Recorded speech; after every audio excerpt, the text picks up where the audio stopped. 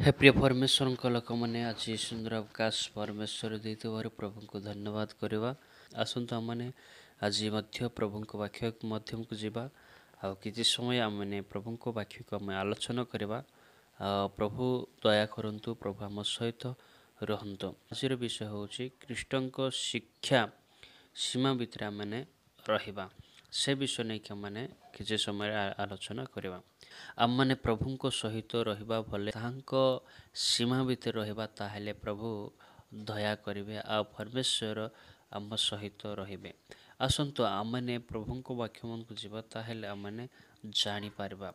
द्वितीय जहन 1-9 ଲେଖାଯାଇଛି जे केही ख्रीष्टଙ୍କ शिक्षार सीमा मध्य न रही ताहा अतिक्रम करे से ईश्वर को पाए नाही।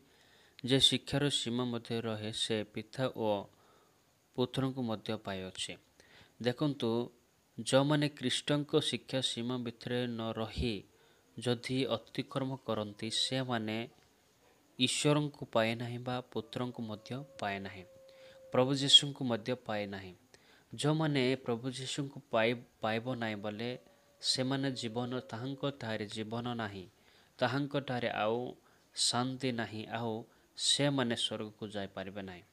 मो प्रिय परमेश्वर लोक मैंने जो मैंने कि प्रभु जीशु को पाई अछंती, जो मैंने कि पुत्र को पाई अछंती, जो मैंने कि पिता को पाई अछंती, से माने ही अनंत जीवन पाई पारिबे बा से माने ही स्वर्ग को जाय पारिबे। हे मो प्रिय परमेश्वर लोक मैंने आपण माने सीमा भितर रुहंतु आउ प्रभु को शिक्षा अनुसार चलंतु, ताहेले परमेश्वर जे आम सहित रहिबा आ प्रभु जीशु ख्रीष्ट मध्य आम जीवन रहिबे। जो माने कि सीमा भितर रहिबे ताहांको जीवन रे प्रभु जीशु ख्रीष्ट आउ पिता मध्य रहिबे।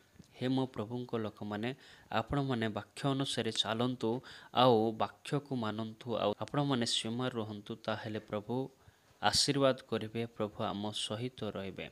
कहीं ना प्रभु जीशु आम जीवन रहिले ही आम मैंने अनंत जीवन पाई पारिबा आउ स्वर्ग को मध्य जाय पारिबा आउ आम मैंने पापरु मुक्त हो पारिबा, अनंत नरक आम वंचित हेबा।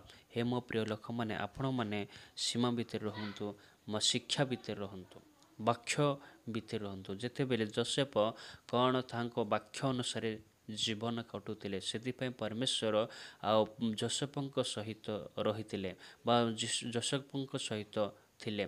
जोसेफ विषय मैंने समस्ते जानुचु, ताहांको जीवन केमिति थिला से विषय नहीं कि मैंने जानुचु। से पापर पृथक रोते आउ से शिक्षा अनुसार प्रभु को वाक्य को भय करुले आ प्रभु वाक्य अनुसार शिक्षा अनुसार सीमा भितर रोते से गोटे दिन राजा ही रहिले। आज आम मैंने प्रभु को वाक्य को मानिबा आ शिक्षा को आम मैंने मानिबा आ सीमा भितर रहिबा तो प्रभु आमको आशीर्वाद करेंगे, प्रभु आम सहित रहिबे। आउ जो माने सीमा भितर रहंती सेमानंको जीवन रे प्रभु जीशु और परमेश्वर मध्य रहिबे। आसंत माने वाक्य को जीवा ताहेले आउ जानी परिबा। प्रकाशित वाक्य 21:4 लेखा है, पुणी ईश्वर निजे सेमानंको संगरे रहिबे ओ सेमानंको चकुकरू लथक पोछिदेबे, मूर्ख आउ गठिब नाही, शक कि क्रंदन कि व्यस्त आउ हेब नाही, कारण पूर्व विषय सबू लोप पाइअछि। देखो ये प्रभु वाक्य लेखा अच्छे, जो माने कि सीमा भितर रहिबे, जो माने कि शिक्षा भितर रहिबे सेमानंको जीवन रे परमेश्वर निजे ताहांको सहित रहिबे। एटी संपूर्ण भाव में परमेश्वर आमको तांको वाक्य दी आमको कथा कहउछंती। आउ देखंतु आउ वाक्य लेखा है, ताहांको चक्कु लतक पछि देबे, आउ सेठी आउ मूर्ख घटिब नाही, शक आउ रहिब नाही, सब बेले आम शांति रही पारिबा। आ परमेश्वर आम जीवन प्रभु आम सहित रहिब। सेतिपय हे प्रिय परमेश्वर लोक माने आपण माने सीमा भितर रहंतु, ताहेले प्रभु जीशु ख्रीष्ट जे आ पिता परमेश्वर जे आम जीवन रहिबे, आमको उत्तम बाट कड़ाई नेबे, आमको दया करेंगे।